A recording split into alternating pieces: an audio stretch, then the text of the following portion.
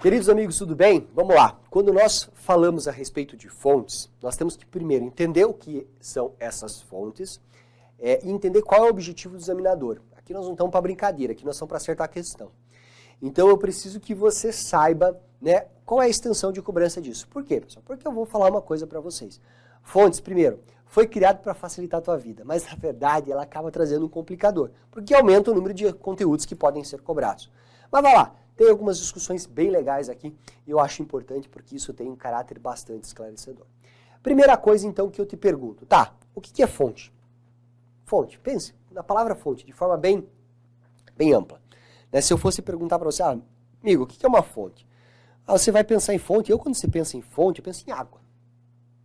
Né? Enfim, fui criado numa área rural, né? Então eu pensava lá onde eu morava, tinha uma fonte onde começava um riozinho. E aí, né, esse riozinho lá começava com um fiozinho de água.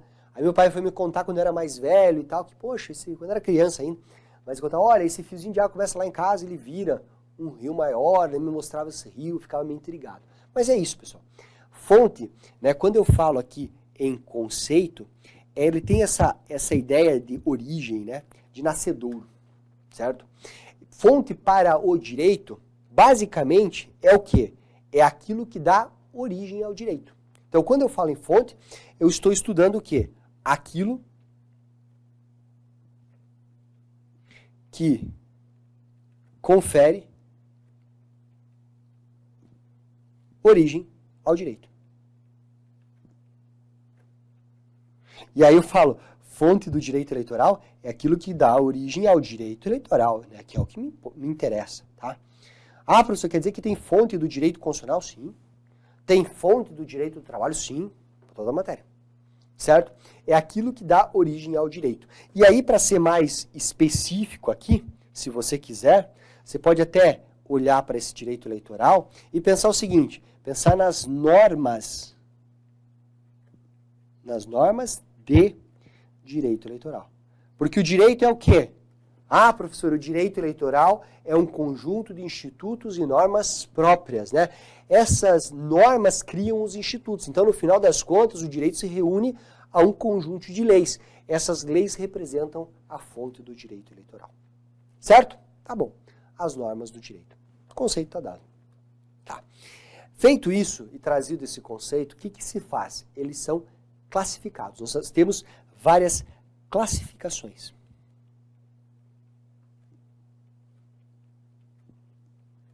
Tá? Nós temos várias classificações. Como eu disse, essas classificações foram criadas para facilitar a vida, para que a gente possa entender e compreender melhor quais são as fontes. Para fins de concurso, né, nós temos que saber aqui basicamente 3 classificações. Tem uma primeira, tem uma segunda e tem uma terceira. Tá? A primeira classificação, ela fala em fontes materiais versus formais. Fique tranquilo que a gente vai tratar de cada uma em separado. Na próxima tela eu vou colocar lá fontes materiais versus formais e nós vamos conceituar, distinguir e dar exemplos. Tá? Nós temos também fontes que são ditas primárias,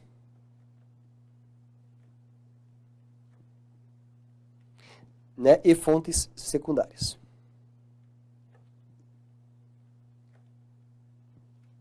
E nós temos também fontes ditas fontes diretas e fontes indiretas. Tá aí. Tá? Ainda bem que são só 3. Tá? Existem disciplinas que elas classificam essas fontes e muitas outras. Tá?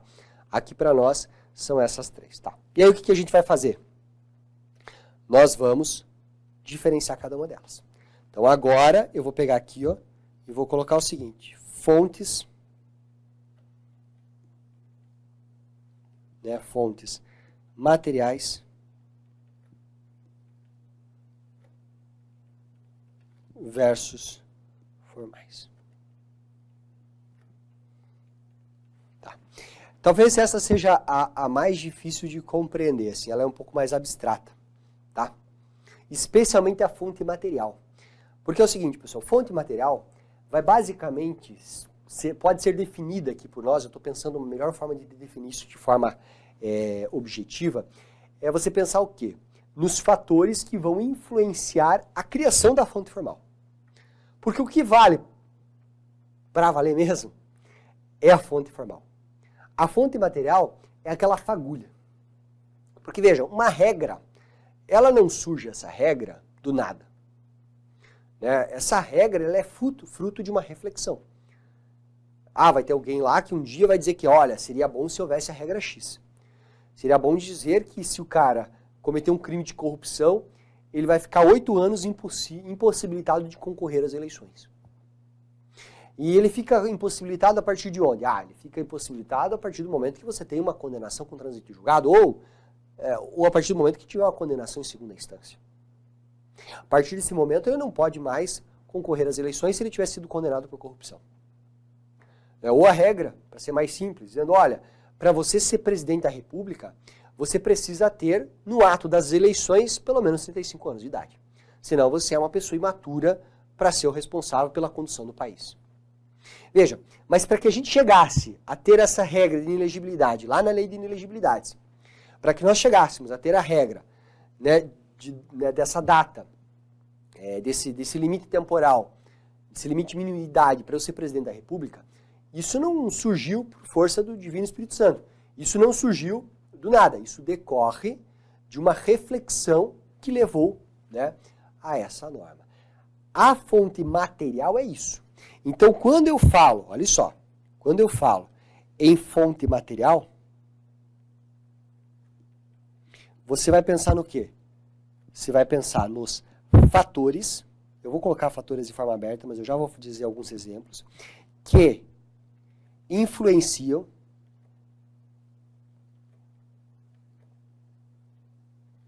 o surgimento da norma. É o que vem antes. O surgimento da norma. É isso que vem antes. Vamos lá. Só para você ter uma... Ou até vou melhorar, tá? Da fonte formal. Olha que legal. Fica mais técnico. Da fonte formal. Aí, naturalmente você vai começar a dar aquela coceirinha assim, dizer, professor, mas me dá um conceito, gente. Me dá um exemplo. Tá? Vamos lá. Movimentos sociais e políticos. Acontece, por exemplo, de nós termos alguém que foi condenado por crime de corrupção e esse cara vai lá e concorre às eleições. Pega mal. Vai lá o noticiário esculacha o cara, vai lá o cara falando aí, o político todo ensaboado lá, dizendo, não sei o quê, não está previsto na norma, não entra no assunto, tenta correr por fora. E aquilo nos causa espécie. As pessoas começam a manifestar, o jornalista começa a falar, o Twitter começa a bombar, o Instagram, a pessoa começa a agredir, não é isso? Veja, faz parte de uma série de movimentos que começam a gerar uma reflexão. Aí vem lá um professor de direito eleitoral, lá na faculdade, ou um especialista em direito eleitoral, numa discussão acadêmica, ele fala, olha, no meu modo de ver, nós precisaríamos de uma regra que viesse limitar a possibilidade de pessoas que tenham incorrido em crime de corrupção possam concorrer às eleições. Nós precisamos, a partir do momento que essa condenação se torna definitiva, evitar que ele concorra às eleições. Pronto. O que nós temos, então, de exemplos de fontes materiais? Os movimentos sociais e políticos. Por exemplo, a doutrina, também, outro exemplo. São dois exemplos, doutrina, o R. São dois bons exemplos de fontes materiais. Naturalmente, a partir do momento que o pessoal começa a sarnear, começa a bater, a espernear, começa a discutir isso, pode ser que o Congresso adote isso como norma, pode ser que não. Porque no final das contas, o que vai representar a fonte formal é a norma. Então, quando eu falo em fonte formal, e aí até para colocar o conceito aqui de forma bem objetiva para você, é a norma jurídica. Deixa eu dar um pouquinho mais de espaço e colocar embaixo aqui. Tá? Então, a fonte formal é a norma jurídica.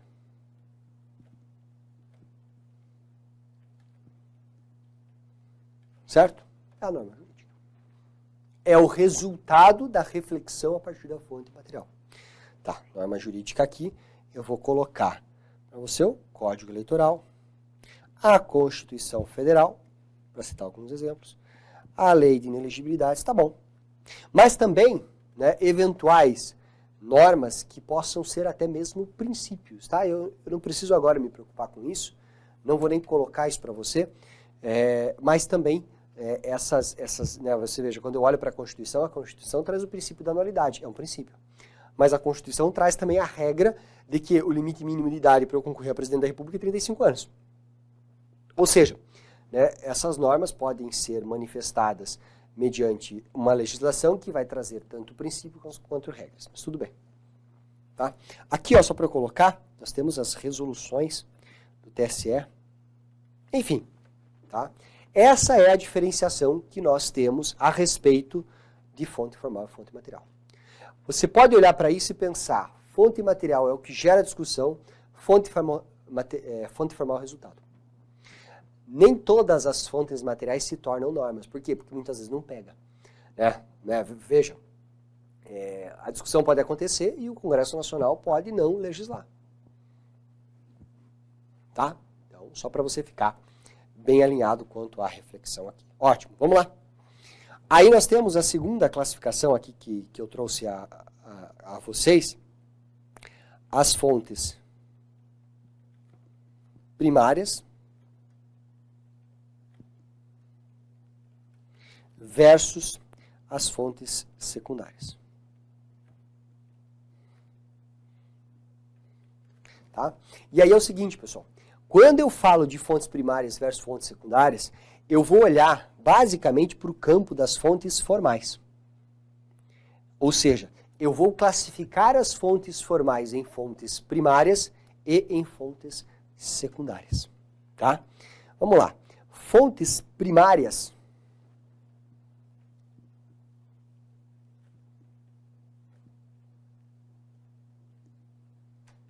Fontes primárias são aquelas que emanam do poder legislativo. Quem tem a incumbência principal, a função típica, a responsabilidade de legislar? Poder legislativo. Então, é ele que tem a fonte primária. Emana. Então, vamos lá. Então, são as fontes formais. Olha só, fontes formais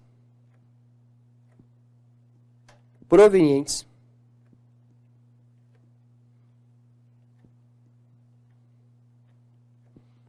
do legislativo. Certo? Provenientes do poder legislativo. E aí, moçada, vamos lá. E tem também, veja, a prerrogativa de inovar na ordem jurídica. Eu vou colocar isso. Com prerrogativa, você vai entender daqui a pouco. Prerrogativa de inovar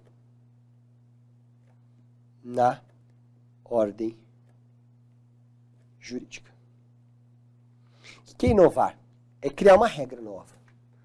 É você pegar a partir das reflexões da fonte material e dizer, agora isso aqui virou norma. Tá? Inovar. Por quê? Porque muitas vezes nós temos uma fonte que é formal, mas que ela não inova. Ela explica. Moçada, a Constituição Federal é o melhor exemplo para vocês entenderem que muitas vezes de uma norma eu preciso de outras. Porque se tudo se resolvesse com base na Constituição, a tua vida para passar em concurso público seria muito mais fácil, ou mais difícil, né? Porque aí você ia ter que saber ipsis todos os detalhes da Constituição, não que você hoje talvez não saiba. Mas você não ia precisar do restante do teu vademecum. Se isso dá só a Constituição, porque tudo se resolvia por lá. E é fato que não se resolve. Por quê? Porque a nossa vida ela é rica. A gente tem aspectos que podem ser discutidos. Eu até comecei brincando ali sobre inelegibilidade, falando do crime de corrupção. Ah, o cara fica inelegível por 8 anos, tá bom. Só que conta a partir de quando? Num primeiro momento, o entendimento era que deveria contar isso a partir do momento que havia o trânsito em julgado da sentença que condenava o sujeito em crime de corrupção. partir desse momento, Inês é morta, transitou em julgado, é a decisão final do processo. E que não pode mais ser modificada. Só que o que aconteceu? Se entendeu, na verdade, que diante do nosso sistema recursal, o trânsito em julgado, muitas vezes, ele demora muito. Por quê? Porque primeira instância, segunda instância, vai para a terceira instância, depois STF, o cara recorre para o bispo, o cara vai de novo, esperneia, até que o momento ele não pode fazer mais nada. Recorre daqui, recorre dali, nós temos umas 10 espécies recursais. Isso passava uma sensação equivocada, porque o cara era corrupto e continuava concorrendo às eleições. E quando não muito, depois que estava concorrendo, gozava de prerrogativas que impediam o curso da ação dele, ou seja, trazia um efeito prático baixíssimo. Tá? Qual que foi depois a alteração? Dizendo, vamos precisar inovar nessa ordem jurídica de novo, vamos precisar mudar essa legislação. Para quê? Para colocar agora que a partir do momento que tiver uma decisão colegiada, o cara já se encontra inelegível. Certo? Ou seja, essas alterações todas, veja, a própria Constituição diz, olha, eu preciso de pessoas corretas para conduzir o país. E ponto. Tá, você vai dizer, mas o que é? Quais são essas pessoas corretas? Pessoas corretas são aquelas que não incorreram em crime de corrupção. Tá bom. Vem lá, inovou na ordem jurídica, sim. Ela pegou e inovou na ordem jurídica trazendo a regra definitiva de quem pode e quem não pode. Chegou um momento que as pessoas falaram, tem que mudar essa mesma regra que já existe por uma outra norma que altera ela, inovando novamente na ordem jurídica. E assim isso vai, em cascata. Certo? Então a fonte primária é aquela que cria a regra. Cria a fonte formal. Veja, por que essa fonte, esse limite de trânsito em julgado foi mudado depois para decisão colegiada? Porque, veja, posso ter uma decisão em primeira instância, posso ter uma decisão no tribunal, e ainda o cara pode recorrer ao STJ, ao STF, só que a partir do momento que eu já tive uma decisão colegiada no âmbito do TRF, no âmbito do TJ, acabou-se. O cara já é inelegível. Certo? Veja, isso por quê? Justamente porque havia ali toda uma manifestação, como eu brinco para você, o pessoal no Twitter estava se detonando, a galera no Instagram estava se agredindo, a sociedade estava indignada, estava todo mundo falando do assunto, entendendo que não era possível aquilo, poxa, foi lá um congresso e mexeu e editou a norma, fez norma formal. Toda vez que essa norma formal inovar na ordem jurídica, pum, é primária.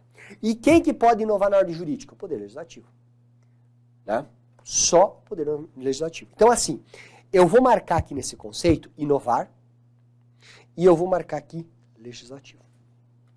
Porque agora eu vou falar o seguinte, eu tenho a fonte primária, agora eu tenho a fonte, eu vou deixar aberto para exemplos daqui a pouco, secundária. A fonte secundária,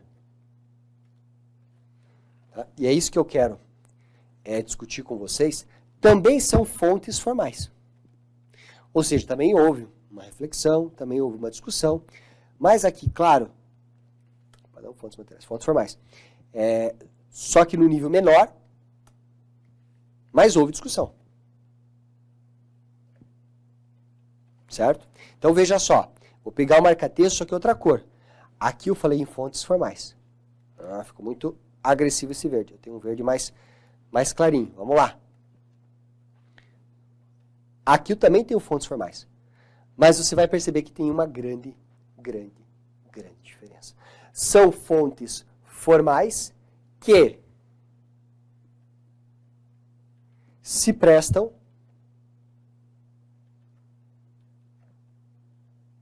a interpretar e regulamentar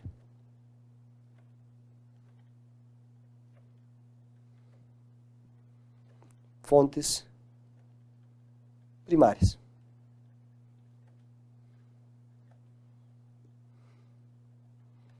Vírgula.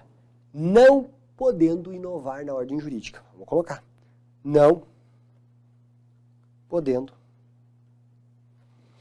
inovar na ordem jurídica.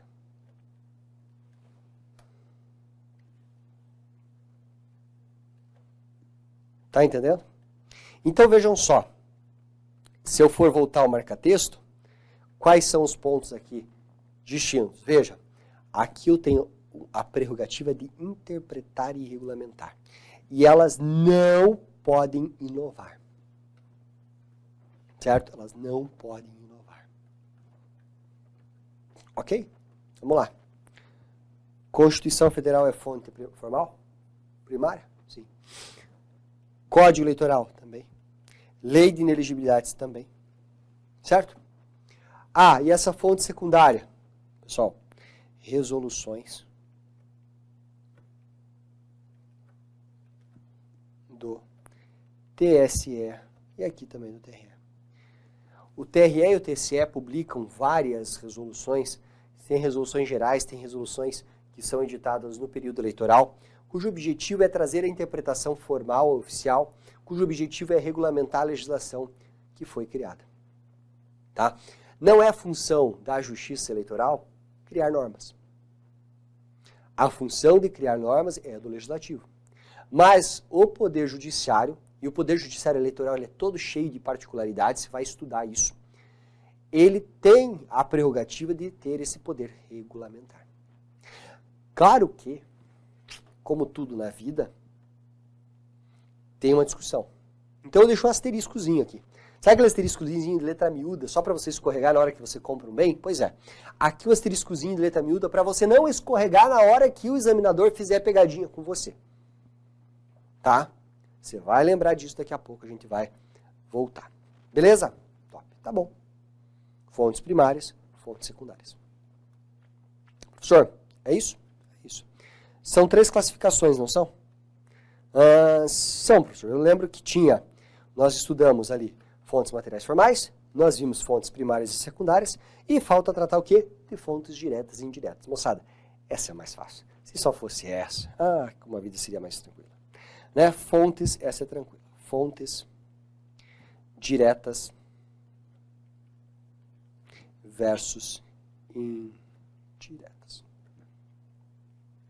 Olha só, quando eu falo em fontes diretas e indiretas, o que você tem que lembrar? As fontes diretas envolvem normas cujo foco é tratar de direito eleitoral. Então, elas têm como foco disciplinar o direito eleitoral.